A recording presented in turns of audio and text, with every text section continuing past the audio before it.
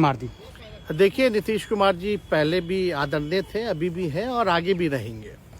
और हम लोगों का तो मुद्दा था कि रोजगार मिले, नौकरियां मिले, निवेश बिहार में आए, बिहार का विकास हो, ये हम लोगों का मुद्दा रहा है। और आप लोग सब लोग जान रहे हैं कि आज हमने सुना है कि क्रेडिट लेने की बात उन्होंने कही है, तो कोई क्रेडिट क्यों ना ले।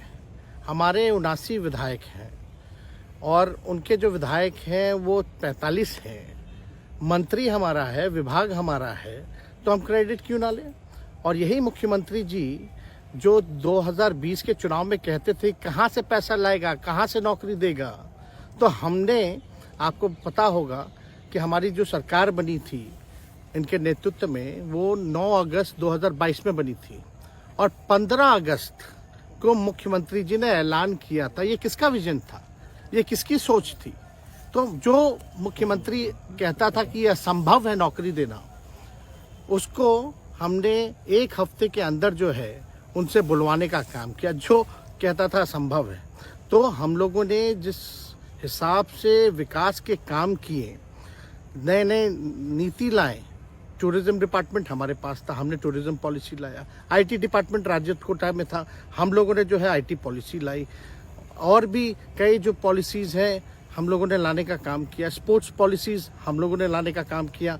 जो खेलेगा उसको भी नौकरी मिलेगा सरकारी, और जो पढ़ेगा उसको भी नौकरी मिलेगा। शिक्षा विभाग किसका था, राष्ट्रीय जनता दल के पास था। हमारे मंत्रियों ने लगातार जो है नौकरियां देने का काम किया।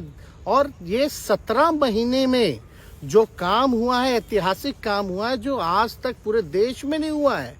और ये भाजपा और नीतीश जी की तो सरकार 17 साल भी रहे, तो 17 साल बनाम 17 महीने जो काम हुआ, एक विभाग ने वर्ल्ड रिकॉर्ड बनाने का काम किया। एक विभाग ने एक दिन जो है 70 दिनों के अंदर जो है 2 लाख से भी ऊपर जो है हम लोगों ने नियुक्तियां पत्र वितरण करने का काम किया। ये ऐतिहासिक काम है, किसी भी राज्य में नहीं हुआ। और अब तक हम लोगों की सरकार ने लगभग जो है, जो गवर्नर ने भी जो स्पीच दिया अभी 26 जनवरी को, तो 3.5 लाख से ऊपर की बात कही उन्होंने, नौकरियां दिया। तो किसके राज्य में हुआ, किसका विजन था। तो कहीं ना कहीं से जो लोग कहते थे कि इनके लोग काम नहीं करते थे, हम लोगों ने तो इतना इनसे करवाया जिनका कोई विजन नहीं था, जो थक गए थे, थके हुए मुख्यमंत्री थे, उनको हम लोगों ने इतना काम करवाया। तो इतना काम तो हुआ ही है सारा। और आप लोग सब लोग जानते हैं कि जो भी बातें ये कह रहे हैं इनको खुद भी नहीं पता। हालांकि हम कोई व्यक्तिगत टिप्पणी नहीं करना चाहते हैं और हम इतना अपने लोगों को आश्वस्त करते हैं कि ना हमें गुस्सा है, ना हमें नाराजगी है। हम बड़े संयम रूप से हम लोगों ने गठबंधन धर्म का जो है पालन किया है और उसी हिसाब से हम लोग आगे जनता के बीच अपनी बातों को रखेंगे।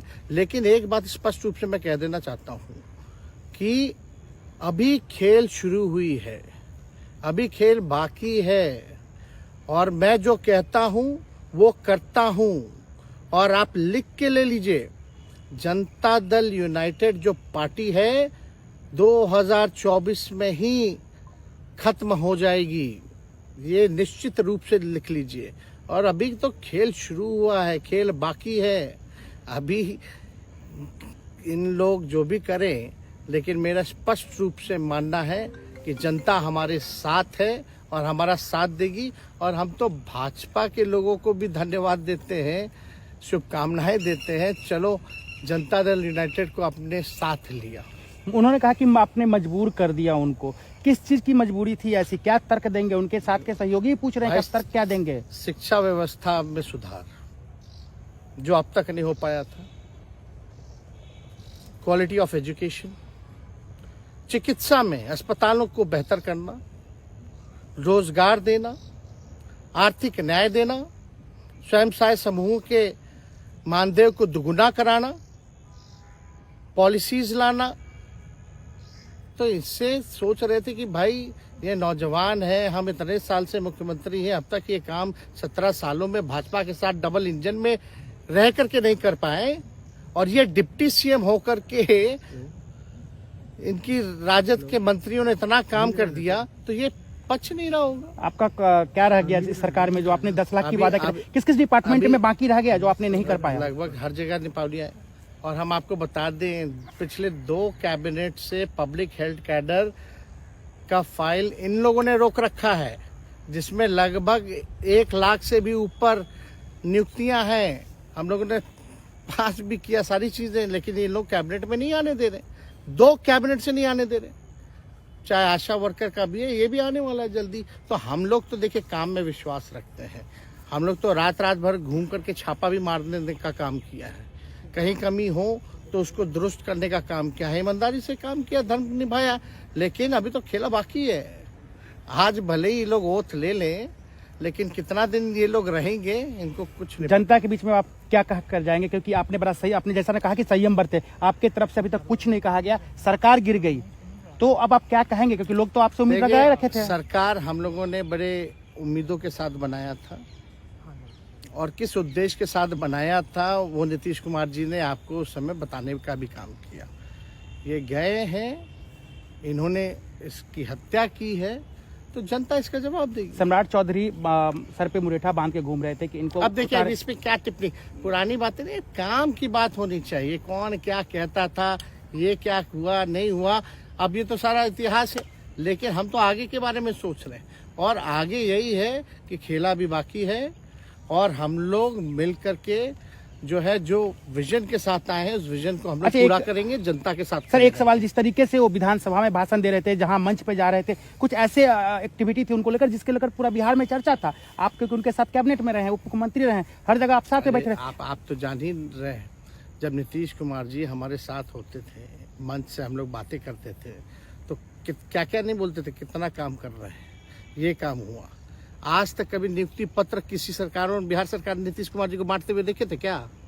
हम आए तब ना बंटवाना शुरू किए, उसके बाद ना भारत सरकार बांटना शुरू किया। कोई ये सब भूलता है कोई? बीजेपी को क्या कहेंगे? बीजेपी ने कहा शुभकामना है बीजेपी के लोगों को, बीजेपी के लोगों को शुभकामना। इससे ज्यादा भी हम, इंडिया गठबंधन आपका टूक खत्म हो गई एक तरह से। अरे इंडिया गठबंधन मजबूत है, ठीक है, जो होता है अच्छे के लिए होता है। उन्होंने कहा था कि हम मर जाएंगे, दोबारा बीजेपी के साथ नहीं जाएंगे, लेकिन एक बार फिर से वो पलटी मार दिए। पूरा देश पूछ रहा है। इस पे क्या बोलना, ज्यादा हमको नहीं कहना, इसमें जवाब जनता देगी।